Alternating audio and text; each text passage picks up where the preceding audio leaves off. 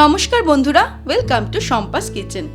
আজকে আপনাদের জন্য নিয়ে এসেছি জন্মাষ্টমী স্পেশাল দারুণ টেস্টি নরম নরম তালের বড়া রেসিপি। সামনে জন্মাষ্টমীতে এইভাবে বাড়িতে একবার তালের বড়া তৈরি করে দেখুন।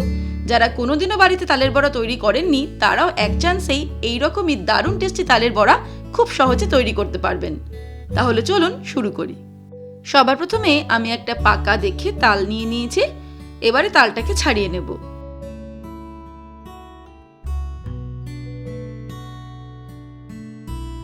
তাল কেনার সময় একটু পাকা দেখে তাল কিনতে হবে, তাহলে তালের খোসাটা ছাড়ানো খুব সুবিধা হবে।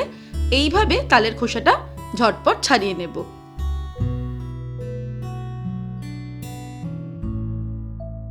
সম্পূর্ণ তালের খোসাটা ছাড়িয়ে নেওয়ার পর এবারে এই বোটার দিকের অংশটা ছুরি দিয়ে আমি কেটে নেব।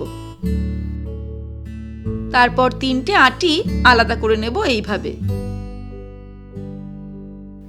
এবারে একটা বড় সাইজের বোল নিয়ে নিয়েছি আর তার পাশে ছোট একটা বাটিতে অল্প জল নিয়েছি।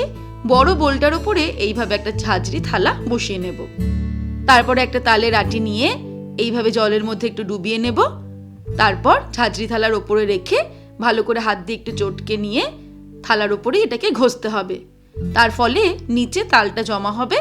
আর এই পদ্ধতিতে তাল ছাড়ালে তালের কাইটা নিচে জমা হবে আর সঙ্গে কোনো আঁশও তার মধ্যে ঢুকে যাবে না।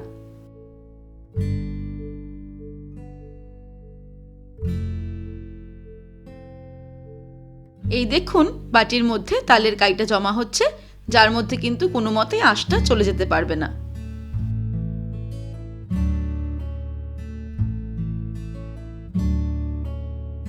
কিছুক্ষণ বাদে বাদে অল্প অল্প করে জল এর মধ্যে অ্যাড করব আর একটু তালের আটিটাকে একটু চটকে চটকে নেব, যাতে তালের কাইটা সম্পূর্ণ একটু নরম নরম হয়ে যায়। তালের আটিটা ঘষতে ঘষতে ছিবড়ে মতো হয়ে গেছে, এর মধ্যে তালের কাই আর একটু অবশিষ্ট নেই। এই দেখুন পাত্রে কিন্তু এই পরিমাণ তালের কাই জমা হয়েছে একটা আটি থেকে। এবারে আমরা বাকি দুটো আটি থেকেও তালের কাইটা একইভাবে বের করে নেব আর তারপর চলে যাব পরের স্টেপে। এবারে একটা বোল নিয়ে নিয়েছি, তার মধ্যে নিয়ে নেব তিনটে কলা। কলাগুলোকে একটা ম্যাশার দিয়ে এইভাবে ম্যাশ করে নেব। আপনারা চাইলে এই কলাগুলোকে মিক্সিতে নিয়ে সামান্য ব্লেন্ড করেও নিতে পারেন। নরম তালের বড়া তৈরি করার এটা একটা সিক্রেট টিপস। এই তালের বড়া তৈরি করার জন্য যদি আমরা কলা ব্যবহার করি তালের বড়াটা সফটও হবে এবং খেতেও ভালো হবে। কলাটাকে ভালো করে ম্যাশ করে নেওয়ার পর এর মধ্যে একটা ছাঁকনি বসিয়ে নেব। দিয়ে দেব এর মধ্যে ময়দা। আমি 2 কাপ পরিমাণে ময়দা দিলাম। 1 কাপ পরিমাণে দিয়ে দেব সুজি। আমি এখানে 250 গ্রাম ময়দা নিয়েছি আর 200 গ্রাম সুজি নিয়েছি। এবারে এগুলোকে চেলে নেব। এর ফলে ময়দা বা সুজিতে কোনো লাম্পস থাকার সম্ভাবনা থাকবে না। দিয়ে দিচ্ছি 1 কাপ কোরানো নারকেল।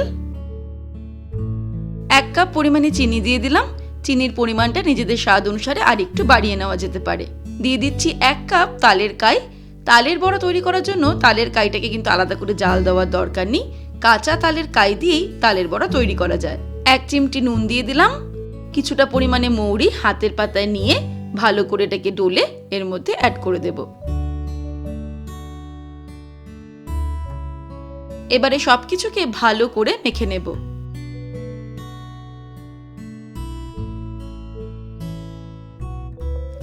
মাখার পরে মনে হচ্ছে ব্যাটারটা বেশ খানিকটা ঘন লাগছে, তাই এর মধ্যে আমি আরো 1/2 কাপ মতন তালের কাই অ্যাড করে দিচ্ছি। তারপরে আবারও ভালো করে এটাকে মেখে নেব। ভালো করে মেখে নেওয়ার পর হাত দিয়ে এটাকে খুব ভালো করে ফেটাতে হবে। যত ভালো ফেটানো হবে ব্যাটারটা, তালের বড়াটা ততটাই সুন্দর সফট হবে। ভালো করে তালের বড়ার ব্যাটারটাকে ফেটিয়ে নিয়েছি। এবার এটাকে 10 মিনিট ঢাকা দিয়ে রেখে দেব। তারপর চলে যাব ফাইনাল স্টেপে। এবারে ফাইনাল স্টেপে কড়াইতে বেশ কিছুটা পরিমাণে রিফাইন্ড অয়েল নিয়ে নেব। তেলটা খুব ভালো মতো গরম হয়ে গেলে ফ্লেমটাকে মিডিয়ামে রেখে তালের বড়াটা ছেড়ে দেব। তালের বড়া ছাড়ার আগে কিন্তু আরেকবার ভালো করে ফেটিয়ে নিতে হবে।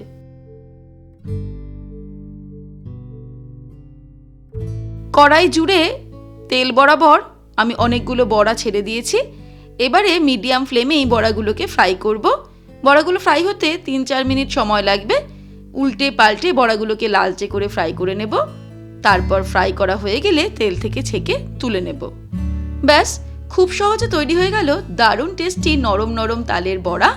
এবারে জন্মাষ্টমীতে এই পদ্ধতিতে বাড়িতে তালের বড়া তৈরি করতে পারেন।